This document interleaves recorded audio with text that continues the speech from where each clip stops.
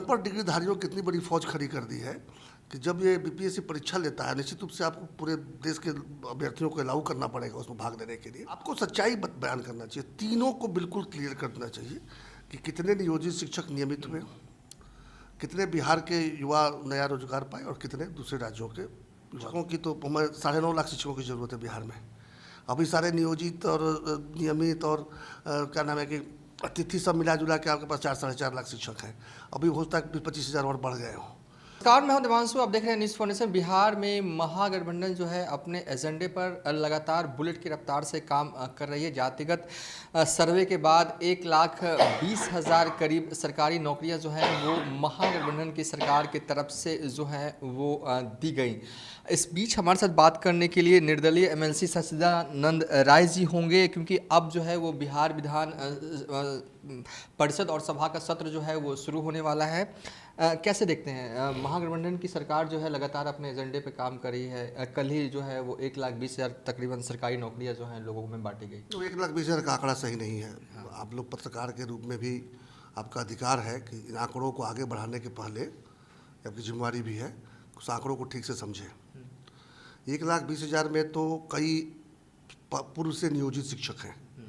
अब पूर्व से नियोजित शिक्षक भी एक शिक्षक एक से अधिक वर्ग में उनका चयन हो गया था। जितने वर्गों में चयन हुआ सबको एक एक करके गिना गया। जैसे किसी कोई 3 वर्ग में चयन हो गया, कोई 2 में चयनित हुआ है, तो उसको 3 और 2 करके अंक गिना गया है।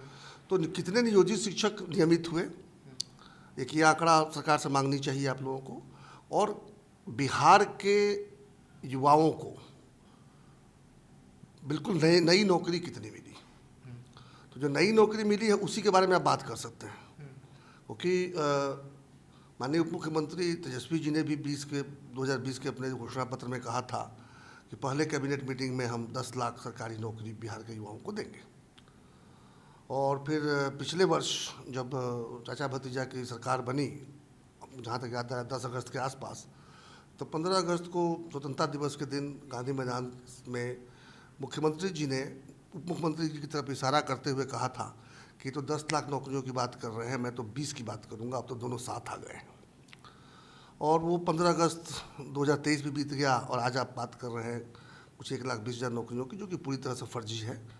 सारे जो नेता हैं उस पर पहली बात तो उस पूरे प्रक्रिया पर ही उंगली उठा रहे हैं। इसके बाद से हालांकि मेरा मानना है कि बिहार के लोग अगर पूरे देश में जाकर काम कर सकते हैं तो पूरे देश के लोग बिहार में आकर क्यों ना काम करें। मेरा तो एक सपना है कि एक दिन ऐसा हो कि यहाँ के कल कारखानों और खेतों में दूसरे राज्यों के लोग आकर मजदूरी भी करें। तो खैर वो तो सपना है, वो तो पूरा होगा कि नहीं होगा देखा जाएगा। लेकिन बिहार में आकर बिहार के बाहर दूसरे राज्यों के लोग आकर नौकरी कर रहे हैं, इससे मुझे कोई शिकायत नहीं है। लेकिन कम से कम ये कहना कि हमने 1,20,000 बिहारी युवाओं को नौकरी दी, ये कम से कम मिथ्या तो ना बोले, सच तो बता दें। क्योंकि आपने क्या किया है ना कि अनपढ़ डिग्रीधारियों की इतनी बड़ी फौज खड़ी कर दी है कि जब ये बीपीएससी परीक्षा लेता है, निश्चित रूप से आपको पूरे देश के अभ्यर्थियों को अलाउ करना पड़ेगा उसमें भाग लेने के लिए। खासकर जब मुख्यमंत्री जी फूलपुर से चुनाव लड़ने का ख्वाब देख रहे हैं तो उत्तर प्रदेश को तो अलाउ करना ही पड़ेगा। तो वैसी स्थिति में बाहर के दूसरे राज्यों के जो अभ्यर्थी हैं वो ज़्यादा कुशल हैं, वो ज़्यादा अधिक प्रशिक्षित हैं, क्योंकि उनको शिक्षा प्राप्त हुई है। यहाँ पर तो पिछले 35 वर्षों में चरवाहा विद्यालय, उसके बाद पता नहीं कौन सा विद्यालय बन गया। तो निश्चित रूप से हमारे छात्रों को उसमें कसूर नहीं है, लेकिन उनका शिक्षण प्रशिक्षण कुछ इस तरह से हुआ है कि दूसरे राज्यों के मुकाबले वो अच्छा परफॉर्मेंस नहीं कर पा रहे हैं। तो आपको सच्चाई बयान करना चाहिए, तीनों को बिल्कुल क्लियर कर देना चाहिए कि कितने नियोजित शिक्षक नियमित हुए, कितने बिहार के युवा नया रोजगार पाए और कितने दूसरे राज्यों के युवा रोजगार पाए। और ये बात जब कीजिएगा तब लगेगा कि आप ईमानदारी की बात कर रहे हैं, और नहीं तो डफली बजाकर आप सोचिएगा कि बिहार की जनता को बेवकूफ़ बना देंगे।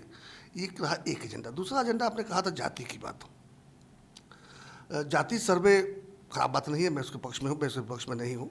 लेकिन पहली बात तो जाति जनगणना ना कहें, क्योंकि वो आपका अधिकार ही नहीं है, आप अधिकृत नहीं है जनगणना करने के बाद, कोई संवैधानिक महत्व नहीं है। दूसरी बात, क्या आपको पहले से नहीं पता था कि बिहार के सबसे पिछड़ी जातियाँ जो हैं, सबसे गरीब जातियाँ जो हैं वो दलित हैं? क्या उनकी संख्या पता नहीं थी आपको? आपको संख्या पता थी? तो पिछले 75 वर्षों में और ख़ास करके पिछले 25 वर्षों में या 35 वर्षों में दलितों की स्थिति सुधरी है या बिगड़ी है? और अधिक गरीब बने हैं और अधिक निर्धन हुए हैं बेचारे। उसी तरह से दूसरी सबसे गरीब जाति अगर यहाँ पर देखिएगा तो मुसलमान है।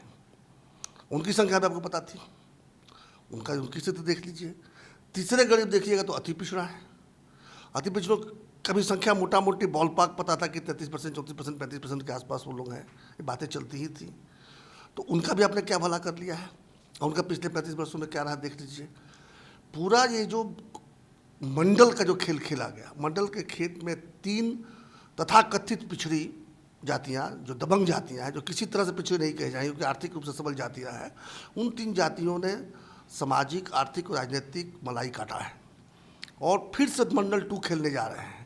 तो इस बार जिन जातियों का नाम मैंने पहले बताया, दलित, मुसलमान और पिछड़ा, उनके चाल को समझ रहे हैं क्या फिर उनको एक जंजाल में फंसाकर, ये मोरीलाल का सपना दिखाकर, नौकरी तो है नहीं, नौकरी देंगे कहाँ से आप, औकात ही नहीं है, तनख्वाह देने की औकात नहीं है, क्या नौकरी दीजिएगा आप।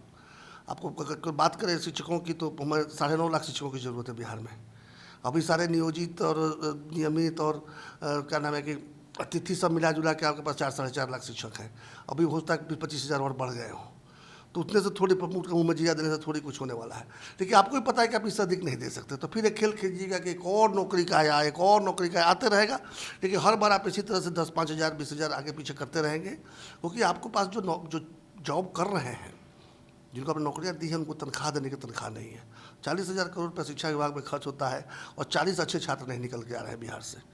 बिहार में अगर बिहारियों को पढ़ना है तो बिहार के बाहर जाना पड़ेगा।